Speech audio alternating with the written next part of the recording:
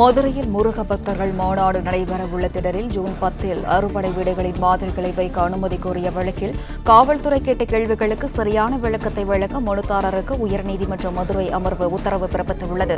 கூடுதல் விவரங்களை வழங்குகிறார் செய்தியாளர் சந்திரன். வணக்கம். இந்த வழக்கின் விவரங்கள் என்ன சந்திரன்?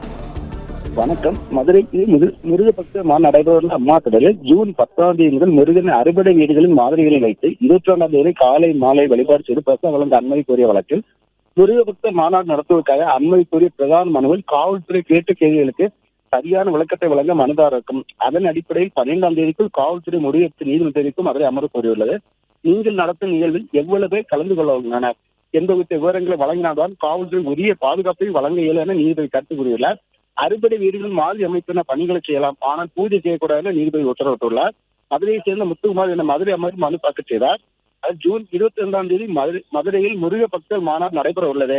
மாநாடு நடைபெற அம்மா திடலில் 5 லட்சம் பேர் இணைந்து ஒரே நேரத்தில் கந்தசஷ்டி பாடலையும் திருப்பூரையும் பாட உள்ளனர். எந்த அரசியல் நோக்கம் எல்லாம் முருக பக்தர் மாநாட்டில் என அதற்கு அனுமதி என கோரியிருந்தார்.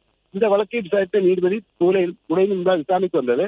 அப்பொழுது அறுபடை மாதிரியில் வைத்து வழிபட ஆகம விதிகள் உள்ளதாக நீதிபதி கேள்வி எழுப்பினார்.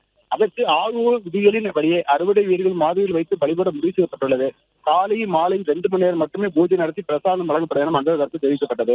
அரசு தரப்பில் 11/5/25 மனு பெற்ற பின் கேட்கப்பட்ட கேள்வியில் நிகழ்ச்சி குறித்து கேட்டதற்கு 5 லட்சம் ரூபாய் இணைந்து கந்த சுற்றி பாட உள்ளதாக தெரிவித்துள்ளனர்.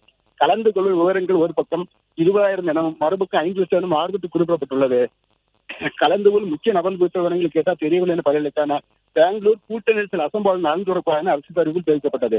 அதற்கு நீதிபதி முருக பக்தர் மாநாடு நடத்துவதற்கு அனுமதி கோரிய பிரதான மனு குறித்த விவரங்கள் வழங்குங்கள், மேலும் நீங்கள் நடத்தும் நிகழ்வில் எவ்வளவு பேர் கலந்து கொள்ள உள்ளன என்பது குறித்த விவரங்கள் வழங்கினால் காவல்துறை உரிய பாதுகாப்பை வழங்க என குறிப்பிட்டு மாநாட்டுக்கு அனுமதி மனு மீதான விசாரணையை 13 ஒத்திவைத்துள்ளனர்.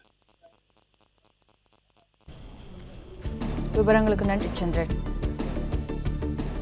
பிளே ஸ்டோர் மற்றும் ஆப் ஸ்டோரில் இருந்து பாலிமர் செயலியை QR கோடு மூலம் பதிவிறக்கம் செய்யுங்கள். செய்திகளை உடனுக்குடன் பெறுங்கள்.